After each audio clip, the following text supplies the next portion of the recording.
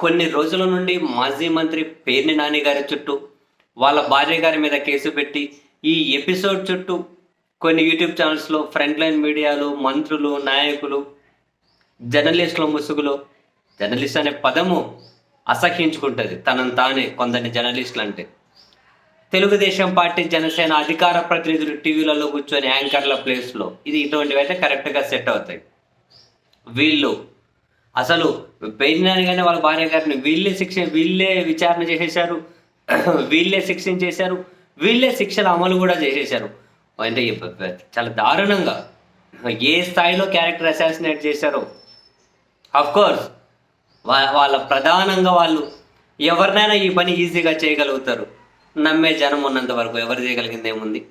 ఈ overall episode మీద తాజాగా మీడియా సమావేశం నిర్వహించినటువంటి పేర్ని నాని గారు ఒకానొక స్టేజ్లో కాసింత భావోద్వేగానికి కూడా గురైనట్లుగా అనిపించారు.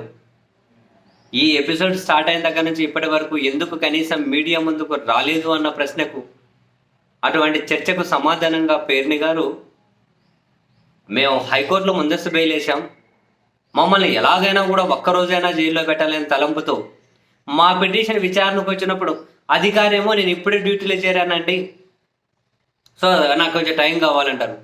ఇంకోసారి న్యాయవాది వచ్చి నాకు కొంచెం టైం కావాలంటారు. ఒక్కోసారి ముందుకు వచ్చి టైం కావాలని 3 సార్లు వాయిదా పడింది. నేను ఈ మొత్తం ఎపిసోడ్ మీద మీడియాతో మాట్లాడుతాను అంటే మా లీగల్ టీం ఏమో ఇప్పుడు మాట్లాడితే హైకోర్టును ఇన్ఫ్లుయెన్స్ చేసే ఈ విధంగా మాట్లాడుతున్నారు అని చెప్పి కోర్టులో వాళ్ళు ప్రస్తావిస్తారు.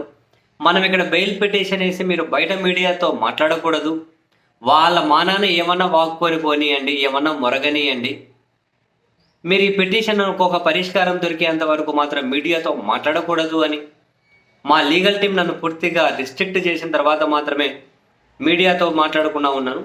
బట్ ఇప్పుడు ఆ పిటిషన్ మీద వాదనలు ముగిశాయి. తీర్పు అనేది రేపో ఎల్లుండో ప్రకటిస్తారు. సో వాదనలు ముగిసి తీర్పు రిజర్వ్లో ఉంది కాబట్టి పేర్ని నాని గారు మీడియా ముందుకు వచ్చారు.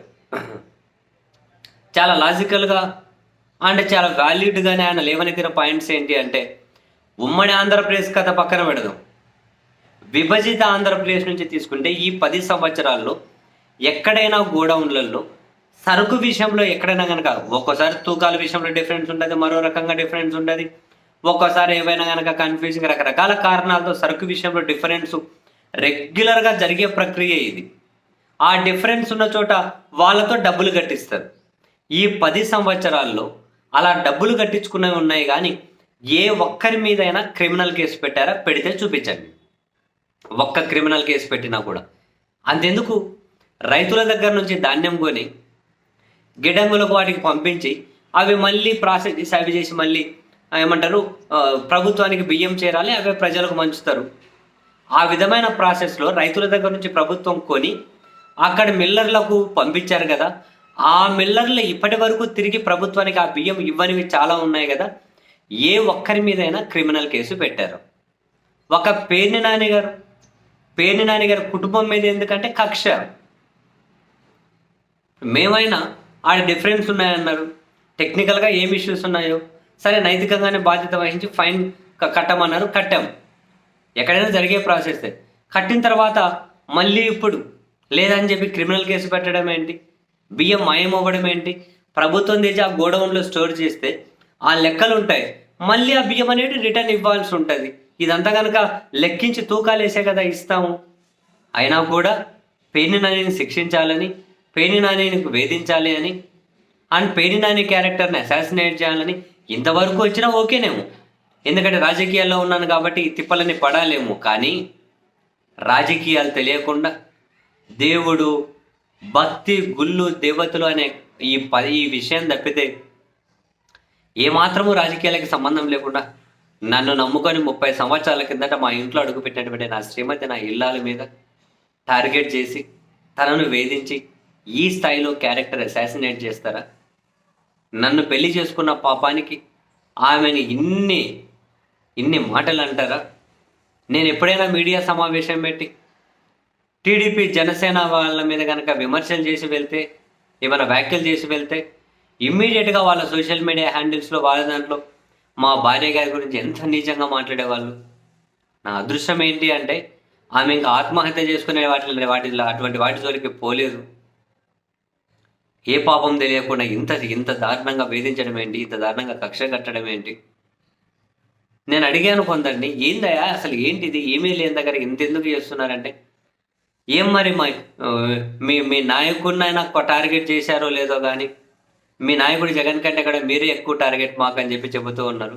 నన్ను టార్గెట్ అయితే నన్ను చేయండి, మా శ్రీమతి జోలికి ఎందుకు వెళ్తున్నారు, ఇంత నీచ స్థాయికి రాజకీయం దిగజారి చేస్తున్నారు అని ఒకానొక సేవలో పేర్ని నాని గారు అయితే కాసింత భావోద్వేగానికి గురయ్యారు కూడా. నిజమే, రాజకీయాలు తెలియని వాళ్ళను చివరికి రాజకీయాల కోసం ఇంట్లో ఆడవాళ్ళ వరకు కనుక అవి చేరితే ఇక కొన్ని పత్రికలు టీవీ ఛానళ్ళు అందులో కూర్చొని మేతావులు, అబ్బో వాళ్ళని జర్నలిస్టులు అంటే పాపం, మేతావులు అంటే పాపం, నెత్తి మీద పావులా పెడితే ఎవడు 5 పైసలు కనుక కొనుక్కోడు. అదేదో ఒక సినిమాలో ఒక పాత్ర ఏమంటారు పెళ్ళిళ్ళ బ్రోకర్ కార్యాలయం నిలబెడితే ఫస్ట్ ఏదో కోర్టు డిమాండ్ చేసి లాస్ట్కి వస్తే 10 పైసలు కానీ ఎవడు కొనుక్కోడు. అట్లా వీళ్ళ నెత్తి మీద 5 పైసలు పెడితే ఎవడు నా పైసలు కానీ కొనుక్కోడు. ఏం నెత్తిలిగా పాడు అంత బ్లాక్మెయిల్ చేసి అంత ఏదో నోటికి ఏదో మాట్లాడి చిల్లరేద వాళ్ళందరూ కూడా మిగతా వాళ్ళ ముసుగులో జర్నలిస్టుల ముసుగులో ఉంటారు. ఏం తెలుసు ఇట్లాంటి వాళ్ళందరికీ అసలు ఏ స్థాయికైనా నీచానికైనా నీచం వచ్చే స్థాయికైనా దిగజారిపోతుంది. దానికి ఎవరు చేయగలిగింది లేదు. ఎవరైనా టార్గెట్ చేస్తారు ఏంటి ఎంత నీచానికైనా కూడా. అరే నాకు ఆశ్చర్యం అనిపించేది, వీళ్ళే జడ్జిమెంట్లు ఇచ్చేస్తారు, వీళ్ళే శిక్షలు అమలు చేసేస్తారు. ఫైనల్గా పేర్ని నాని గారు చెప్పింది, రాజకీయ పార్టీలకు నేనేమి రిక్వెస్ట్ చేయట్లేదు, ఇంకెవరికి ఏం వినతులు ఇవ్వట్లేదు. జనానికి నా వినతి ఒకటే, నిజాయితీగా రాజకీయం చేస్తున్నాను. నాను అత్యంత ప్రేమించే మా అమ్మ మీద ప్రమాణం చేసి చెబుతూ ఉన్నాను. ఇప్పుడు ప్రమాణాలు ఎందుకంటారేమో, నేను జనానికి చెబుతున్నా, ప్రమాణం చేసి చెబుతూ ఉన్నాం. మేము ఎలాంటి తప్పు చేయలేదు, చేయాల్సిన అవసరం లేదు. ఎలాంటి తప్పు చేయలేదు, చేయాల్సిన అవసరం కూడా మాకు లేదు అని పేర్ని నాని గారు అయితే మీడియా సమావేశంలో వ్యాఖ్యలు చేశారు. అండ్ చాలామందిని ప్రస్తావించారు కూడా. కాన్సర్న్ మినిస్టర్గా నాదెండ్ల మనోహర్ గారు ఏం మాట్లాడారు, ఇవన్నీ చూద్దాం మాట్లాడుకుందామని చెప్పి కూడా అన్నారు ఆయన. నేను ఎవరిని బ్లేమ్ చేయట్లే, నేనేమి ఎవరిని ఏమి విమర్శ చేయడం కాదు. అదే రాజకీయం కోసం ఈ స్థాయికి దిగజారిపోవడమా, ఏమీ తప్పు లేని చోట కూడా కేసులు పెట్టి ఇంట్లో ఆడవాళ్ళ మీద, ఇది చాలా అత్యంత నీచం. ఆడ పత్రికలు టీవీ ఛానళ్ళు ఇంత నీచ స్థాయికి దిగజారిపోయే వార్తలు కథనాలు ప్రసారం చేయడం, రాయడం ఈ రాజకీయాలు చేసిన పాపానికి అని చెప్పి నిజంగానే ఆయన తీవ్రమైనటువంటి ఆవేదన అయితే పేర్ని నాని గారి మాటల్లో కనిపించింది కూడా. మరి చూడాలి, తీర్పు రిజర్వ్ చేశారు, ఎలాంటి నిర్ణయం వెలువడుతుందో చూద్దాం.